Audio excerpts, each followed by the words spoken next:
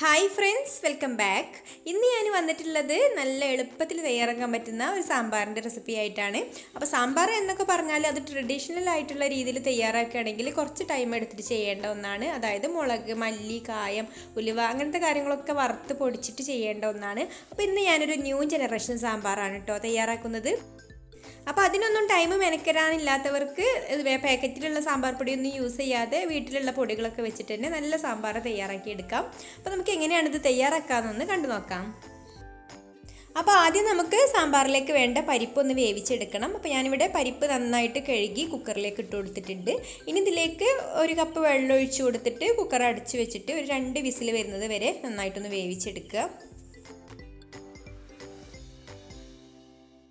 ഇപ്പോൾ cooker 2 whistle കഴിഞ്ഞ് പിന്നെ ഞാൻ ഓഫാക്കിയിട്ട് ഇതിൻ്റെ ഉള്ളിലുള്ള പ്രഷറൊക്കെ പോയിട്ടുണ്ട്. അപ്പോൾ നമുക്കിത് തുറന്ന് നോക്കാം. അപ്പോൾ അതാ പരിപ്പൊക്കെ ഇവിടെ നന്നായിട്ട് വെന്ത് വന്നിട്ടുണ്ട്. ഇനി നമുക്കിതിലേക്ക് സാമ്പാറിലേക്ക് വേണ്ട കഷ്ണങ്ങളൊക്കെ ഇട്ട് കൊടുക്കാം.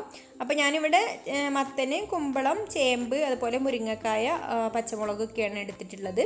പിന്നെ വെണ്ടയ്ക്കയും തക്കാളിയും ഇപ്പോൾ ചേർത്ത് കൊടുക്കുന്നില്ല.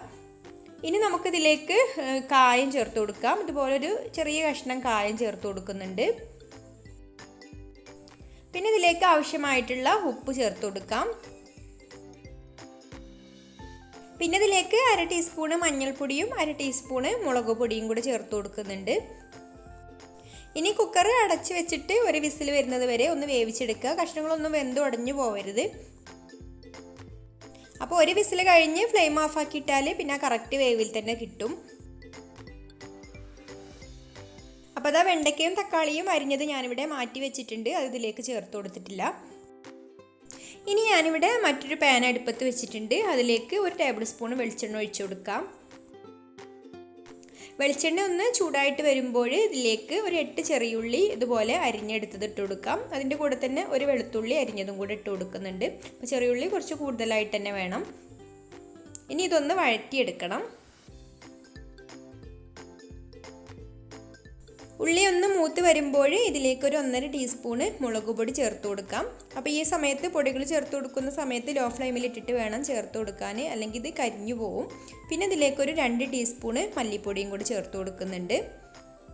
ഇനി ഇതിലേക്ക് ഒരു 1/4 ടീസ്പൂണ് ഉലുവൻ്റെ പൊടിയും കൂടി ചേർത്ത് കൊടുക്കാം. എന്നിട്ട് നന്നായിട്ടൊന്ന് ഇത് മൂപ്പിച്ചെടുക്കണം. കരിഞ്ഞു പോവരുത്. ലോ ഫ്ലെയിമിൽ ഇട്ടിട്ട് തന്നെ ഇതുപോലെ ഇളക്കി കൊടുത്താൽ മതി.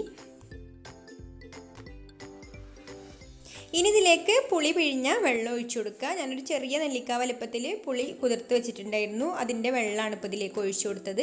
ഇനി ഇതൊന്ന് തിളച്ച് വരട്ടെ.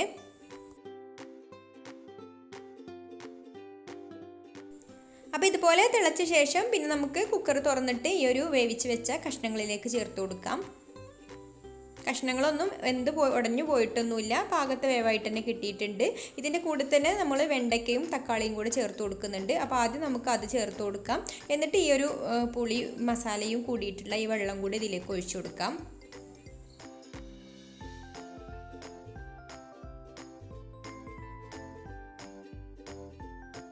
ഇനി ഫ്ലെയിം ഓണാക്കിയിട്ട് ഇത് നന്നായിട്ടൊന്ന് തിളപ്പിച്ചെടുക്കുക. അപ്പോഴേക്കും ഈ ഒരു വെണ്ടയ്ക്കയും തക്കാളിയൊക്കെ വേവുകയും ചെയ്യും. അതുപോലെ ഇതിലുള്ള വെള്ളമൊക്കെ ഒന്ന് പാകമായിട്ട് വരും. അപ്പോൾ കുറച്ച് സമയം ഒന്നിങ്ങനെ തിളപ്പിച്ചെടുക്കുക. കുറച്ച് സമയം ഈ സാമ്പാർ ഇങ്ങനെ തിളച്ച് ഇതിലുള്ള വെള്ളമൊക്കെ ഒന്ന് വറ്റി വരണം. അപ്പോഴാണ് സാമ്പാറിന് ശരിക്കും ഒരു ടേസ്റ്റൊക്കെ കിട്ടുക. ഇപ്പോൾ സാമ്പാർ നന്നായിട്ട് തിളച്ച് പാകത്തെ പരുവത്തിലായി വന്നിട്ടുണ്ട്. ഇത്രയും മതി. ഇനി നമുക്ക് ഫ്ലെയിം ഓഫ് ആക്കാം. അപ്പോൾ കറിയൊക്കെ ഇവിടെ കുറച്ച് തിക്കായി വന്നിട്ടുണ്ട്.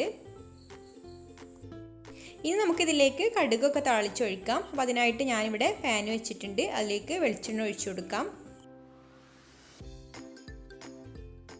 വെളിച്ചെണ്ണ ചൂടായിട്ടുണ്ട്. ഇനി ഇതിലേക്ക് കടുക് ഇട്ട് കൊടുക്കാം. പിന്നെ വറ്റൽമുളകും കറിവേപ്പിലയും കൂടെ ഇട്ട് കൊടുക്കാം. ഇനി ഇതിലേക്കൊരു 1/2 ടീസ്പൂണ് സാമ്പാർ പൊടിയും കൂടി ഇട്ട് കൊടുത്ത് ഒന്നങ്ങ് മൂത്തതിന് ശേഷം നമുക്ക് കറിയിലേക്ക് ഒഴിച്ചു കൊടുക്കാം. സാമ്പാർ പൊടി ഇടേണ്ട ആവശ്യമില്ല. ശരിക്ക് നമ്മൾ സാമ്പാറിൽ പൊടിയിലുള്ള കാര്യങ്ങളൊക്കെയാണ് ഈ സാമ്പാറിലേക്ക് ചേർത്ത് കൊടുത്തിട്ടുള്ളത്. ഇനി നമുക്ക് ഈ ഒരു എണ്ണയിലേക്ക് അല്പം കായപ്പൊടിയും അതുപോലെ അല്പം ഉലുവാപ്പൊടിയും കൂടി ഇട്ട് കൊടുക്കാം. പിന്നെ വേണമെങ്കിൽ ഒരു നുള്ളു ശർക്കരയും കൂടെ ചേർത്ത് കൊടുക്കുക. ഞാനിവിടെ ഒരു ശർക്കരൻ്റെ അച്ചിന്മന്ന് ഇതുപോലെ ഒന്ന് ചിരകിട്ട് കൊടുക്കുന്നുണ്ട്. ഇത് ചേർത്ത് കൊടുത്ത് വിചാരിച്ച് സാമ്പാറിന് മധുരമൊന്നും ഉണ്ടാവില്ല. എല്ലാം പുളിയും അതുപോലെ ഉപ്പും ഒക്കെ ഒന്ന് ബാലൻസ് ചെയ്ത് കിട്ടാൻ വേണ്ടിയിട്ടാണ് ഇത് ചേർത്ത് കൊടുക്കുന്നത്. ഇത്രയും മതി. ഇനി നമുക്ക് അടച്ചു വെക്കാം. ഇനി വിളമ്പുന്ന സമയത്ത് അടപ്പ് തുറന്നിട്ട് ഒന്ന് നന്നായിട്ട് ഇളക്കി കൊടുത്ത ശേഷം വിളമ്പാം. ഇതിപ്പോൾ പെട്ടെന്ന് തയ്യാറാക്കാൻ പറ്റിയിട്ടുള്ള ഒരു കുക്കർ സാമ്പാറാണ്. അപ്പോൾ ഇനി ട്രഡീഷണൽ ആയിട്ടുള്ള രീതിയിലുള്ള സാമ്പാറിൻ്റെ റെസിപ്പി ഞാൻ പിന്നീട് ഒരിക്കൽ ചെയ്യാം. അപ്പോൾ ഇനി മറ്റൊരു നല്ല റെസിപ്പിയുമായിട്ട് അടുത്ത വീഡിയോയിൽ കാണാം. Thanks for watching.